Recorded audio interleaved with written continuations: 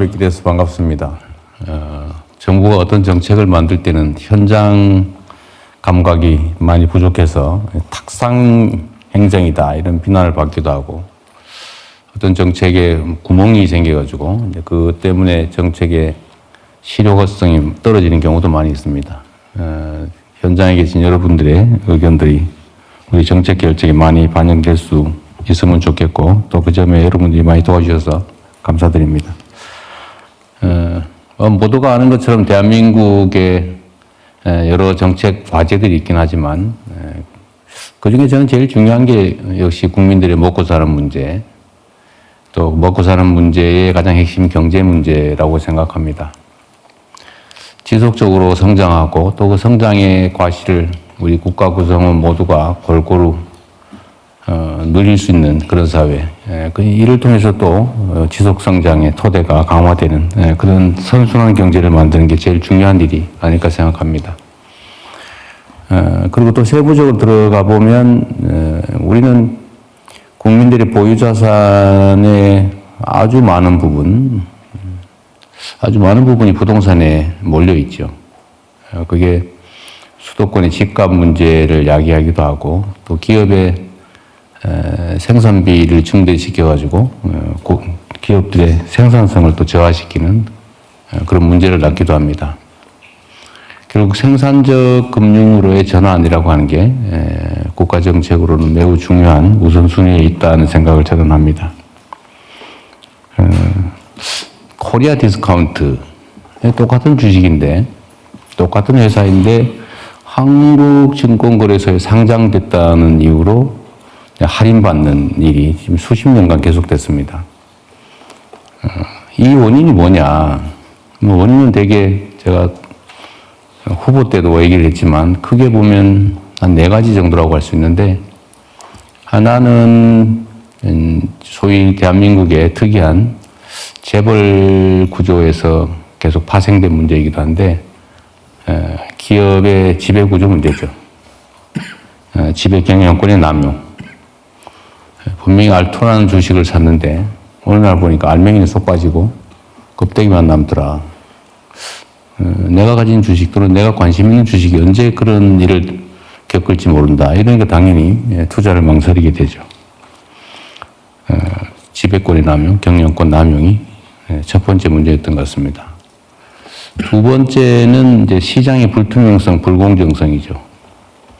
아주 대놓고 주가 조작을 해도 흐지부지 돼버리거나, 또 원상복구도 어렵게 주가 조작으로 회사들이 망가지기도 하고, 불안해서 투자하기가 망설여지죠.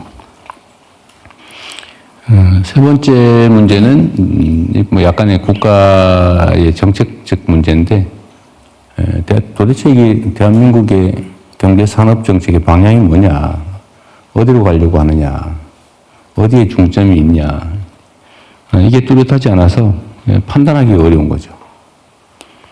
산업 경제 정책의 문제 또는 예측 가능성의 문제 아닐까 싶고요.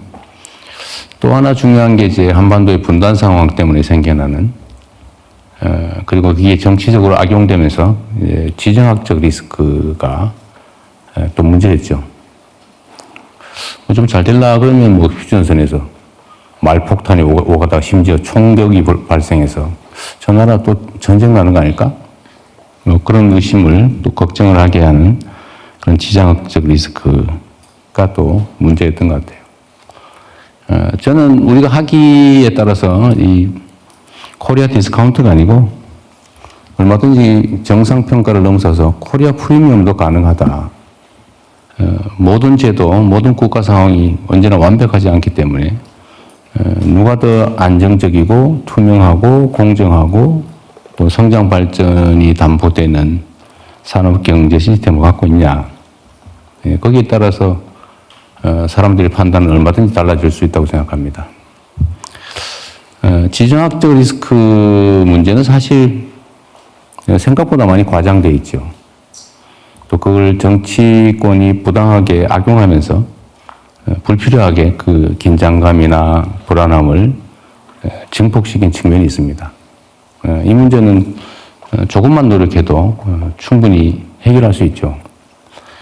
뭐 예를 들면 극단적인 상태의 전쟁이라고 하는 게 결국은 이긴다고 한들 엄청난 파괴 살상을 겪을 수밖에 없는데 결국은 쌍방이 모두 피해를 입죠. 근데 웬만한 경우는 그런 걸 특별히 원치 않습니다. 어떤 경우에도 다만 과장될 뿐이죠. 또 위험성은 우리가 제거해야 되는데 최근에 이제 전쟁 때문에 뭐 불안감이 증폭되긴 하지만 우리 대한민국의 방위력 수준은 아주 세계적 수준입니다.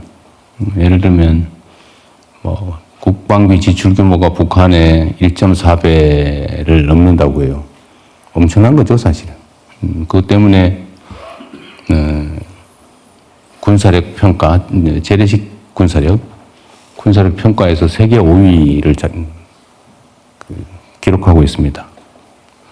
그리고 엄청난 방위 산업들을 가지고 있죠.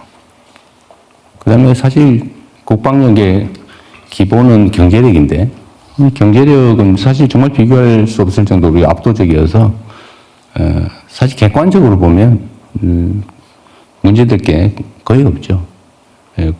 지정학적 리스크는 상당히 과장된 측면이 있습니다. 우리가 조금만 노력하면 다 해결할 수 있죠.